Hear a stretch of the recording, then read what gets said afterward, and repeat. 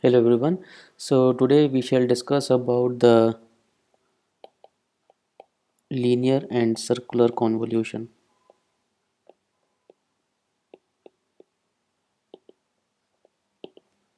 Okay, so the idea behind discussing this topic is uh, when we started with this course, we talked about the linear convolution, and this linear convolution is directly associated with the analysis of the linear time invariant system. Meaning to say, if I am given some input signal x of n to be given to some system whose impulse response is given as h of n and its output is, let's say, denoted by y of n, then we had seen that y of n is equal to the convolution of x of n and h of n. Okay, so we have used this to compute the response with respect to any arbitrary input, right? And x of n and h of n could be any type of sequence. It could be a periodic or an aperiodic sequence.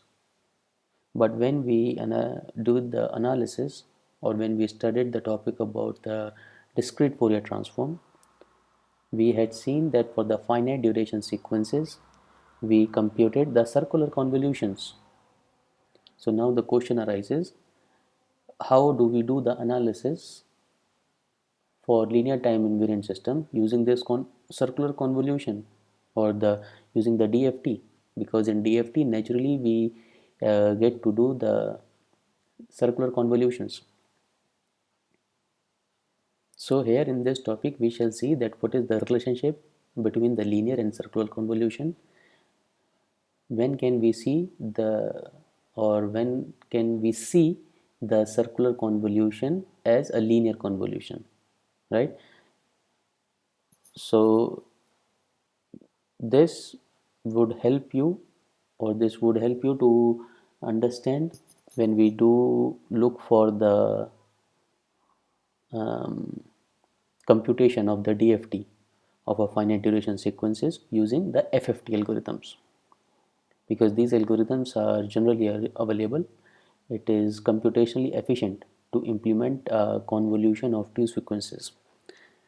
So we followed, if we see the, so the following procedure needs to be carried out for implementing the convolution of two sequences by using the DFT. So first of all, we compute the endpoint DFT,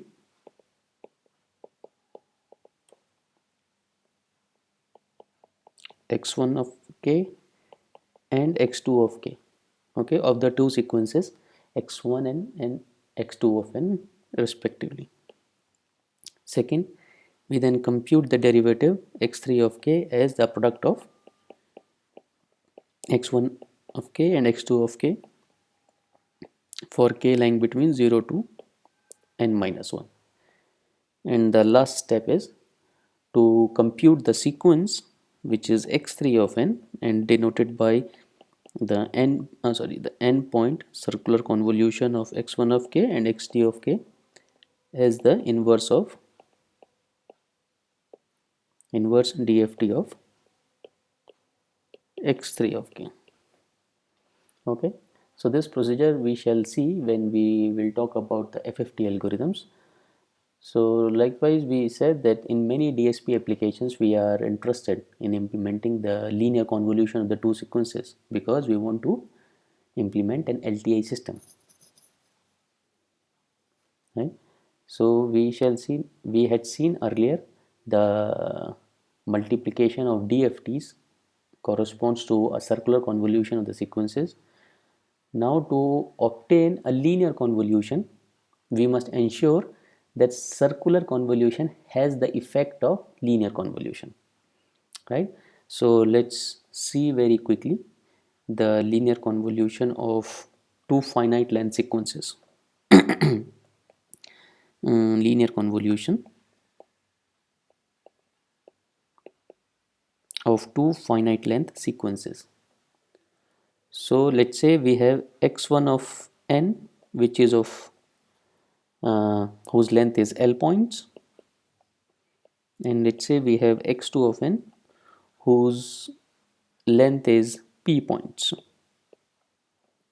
Okay, and suppose we want to combine these two sequences by linear convolution to obtain a third sequence, which is given as x3 of n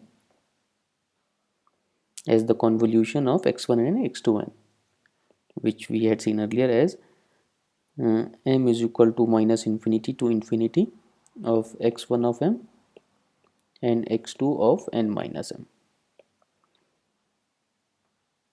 Okay, so we shall see very quickly through figures that what does it corresponds to. So let's say this is the sequence x1 of m, which is having some constant value from 0 to L minus 1. Okay, so its length is L. Now there is another sequence x2 whose length is P. Okay, so here we had shown the sequence x2 of n minus m, x2 of n minus m for the three cases when we have n is equal to minus 1 and when we have n is equal to L plus P minus 1. Okay, so of course your n lies between 0 to L minus 1, 0 to L minus 1. So among these two plots, so here we have x2 of 1 minus m. Of course, whatever the x2 is, we first of all time reverse the index and then shifted it to minus 1. Here we have n minus 1 in generic, and here we have L plus P minus 1 minus m. So if we see the multiplication of for these three examples of these three cases, we see that the product x1 of m and x2 of n minus 1 which is required for m minus infinity to infinity for computing the convolution, we see that this product is 0 for all m whenever you have n less than 0 and n greater than L plus P minus 2. Let me write it. So the product what we had seen x1 of m times x2 of n minus m, this product is 0 whenever we have n is less than 0 and for n greater than L plus P minus 2, right? That is your x3 of n is not equal to 0 for n lying between 0 to L plus P minus 2. So what does it imply? That the maximum length of the sequence x3 of n, which results from the linear convolution of a sequence of length L with a sequence of length P, would be L plus P minus 1. Okay, so this would be the maximum length of the sequence x3, which you have obtained by using the linear convolution. Okay, so this we had seen earlier. We just wanted to focus onto the maximum length of the sequence x3, right? So that we can connect this thing with the circular convolution. Okay, so the circular convolution, talking about the circular convolution, in the example what we have considered in the last class, we had seen that the circular convolution, which corresponds to the product of two n-point DFTs, is the same as the linear convolution of the corresponding finite line sequences, depends on the length of the DFT in relation to the length of the finite line sequences. So one of the useful interpretation of the relationship between the circular convolution and the linear convolution would be in terms of the time aliasing. Right, when we had done the circular convolution, we had seen that the samples are being rotated when we do the circular convolution within the same length, but in the linear convolution this is not the case. So here the time aliasing phenomena would be interesting to have a useful interpretation between the relationship of the circular convolution and the linear convolution. So we shall see this time aliasing in the following way. So let's say that we have the Fourier transform x of e raised to the power j omega of a sequence x of n, right? This is the Fourier transform we had seen for x of n. Now if this Fourier transform x of e raised to the power j omega is sampled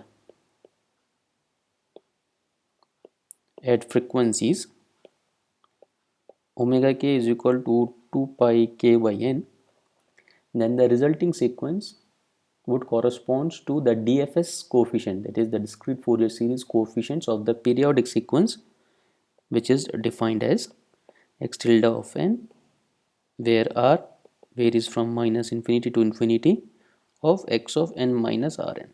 So this relationship we had seen earlier when we were discussing about sampling the Fourier transform to obtain the discrete Fourier series coefficients, right?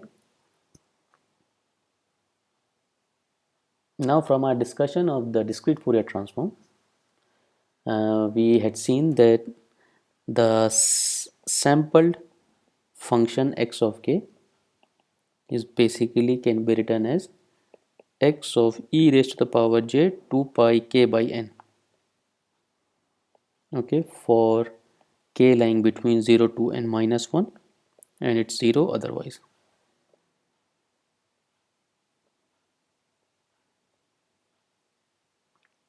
Okay, so this corresponds to the DFT of one period of x tilde of n, which is given as the one period of x tilde of n as xp of n x tilde of n for n lying between 0 to n minus 1 and it's 0 otherwise. Okay, so if this x of n has length less than or equal to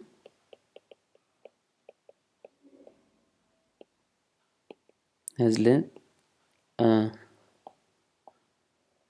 less than or equal to n, then there would be no time aliasing or no aliasing in time occurs. Okay, and we have xp of n equal to x of n.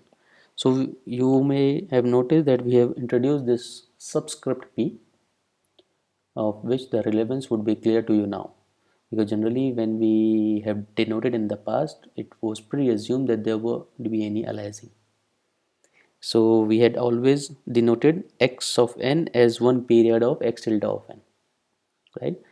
So now we are going to see the relationship between the circular and linear convolution. So this length of the sequence would play an important role. So if this x of n has length less than equal to n, then there won't be no aliasing, and in that case this subscript p has no significance and we can drop it out. But however, if the length if the length of x of n is greater than n, then xp of n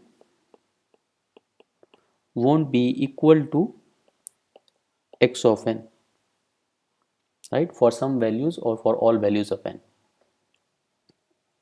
Okay, so if we we'll drop this notation, which is the subscript p, if it is clear from our discussion that there is no time aliasing or the time aliasing is avoided.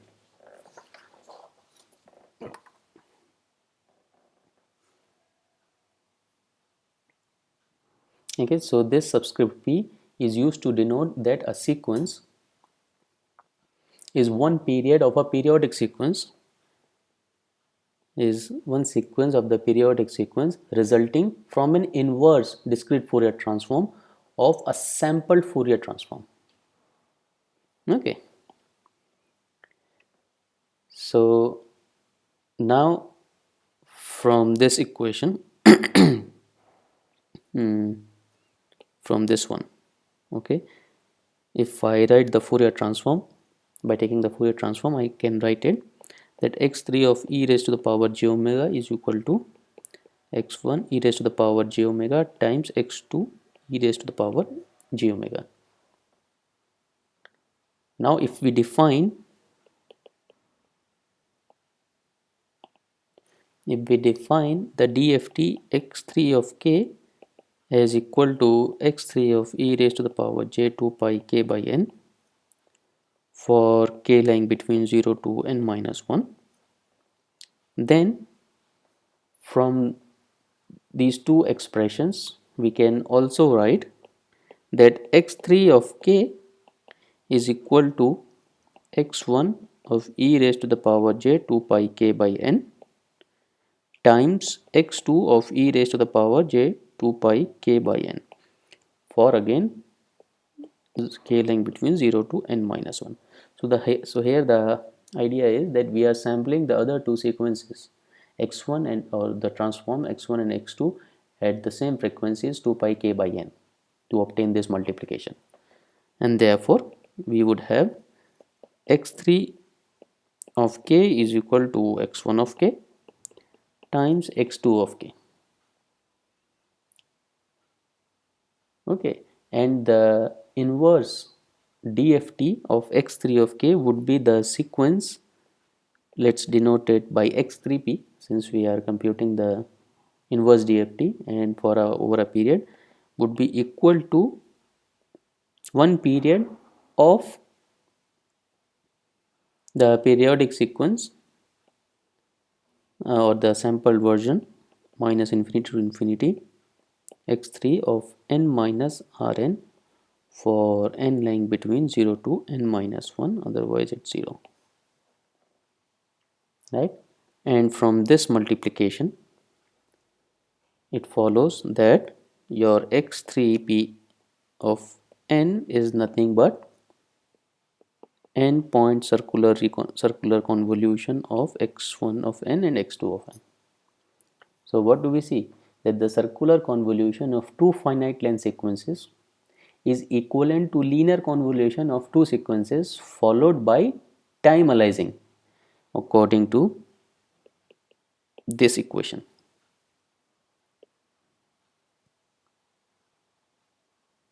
Okay, so note that if you have n greater than, let me write it. So if you have n greater than or equal to either L or P,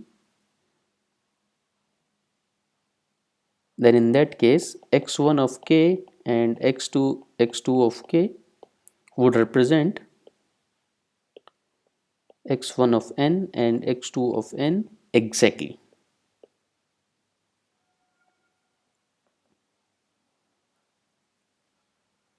But you have x3p of n is equal to x3 of n for all n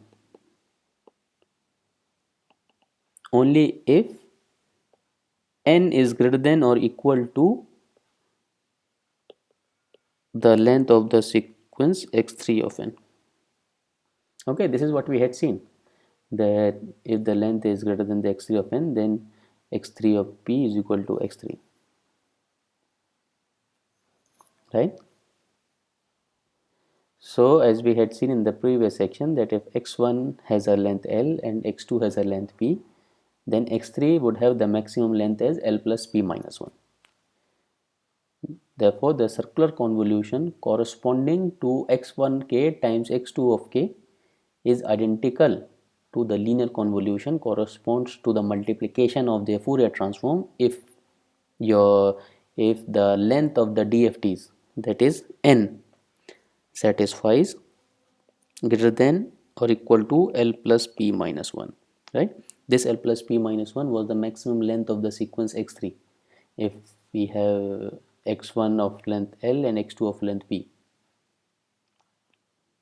right? Now the length of the DFT is greater than L plus P minus 1, then your x1 of k and the multiplication of the discrete Fourier transform of x1 and n, x2 of n would be equal to the linear convolution corresponding to the multiplication of their corresponding Fourier transforms, right?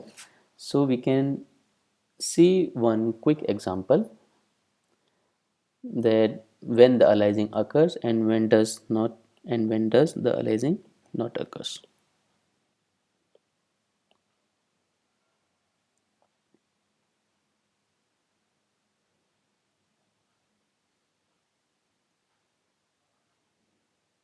Okay, so let's see that here we have considered that x1 of n is equal to x2 of n.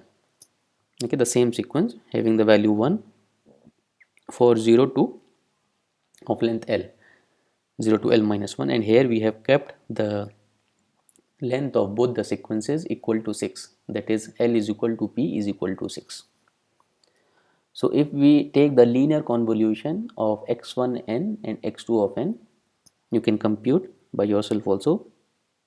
So we notice that the length, the maximum length or the length of the convolution is L plus P minus 1. If L and P are equal to 6, then it would be 11. Okay, and it is having a circular shape, the triangular shape, something like this. So the length is 12 minus 1 since L is equal to P. This we had seen already. Now for this x3, we plotted three cases.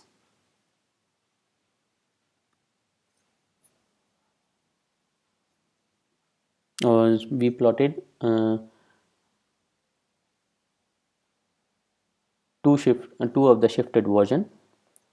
One as x3 of n minus r times n with r is equal to 1, and x3 of n plus n, right, for n is equal to 6. So this would be the shifted version of the sequence, and this again was the shifted version of the sequence for these two cases. If we take the n point circular convolution of x1 and x2, we can use the the formula we had seen. This one. Okay, we can use this formula to compute the n point circular convolution.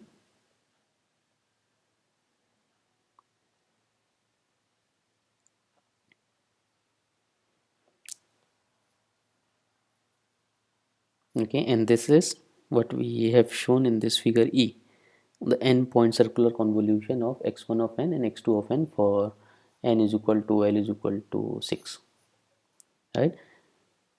And in the next figure F, we had, when we had considered n is equal to twice of L, that is equal to 12, here we get this n point circular convolution.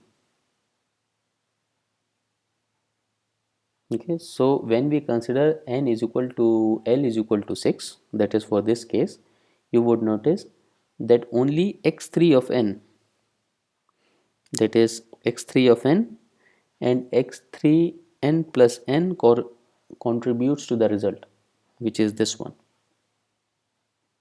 Since the length of the linear convolution is 2L minus 1, the result of the circular convolution for n is equal to 2L, what we have noticed that is identical to the result of the linear convolution. So this figure F and this figure B are completely identical, meaning to say the circular convolution is identical to the linear convolution for all n lying between 0 to n minus 1, right? And in fact, if we have considered n is equal to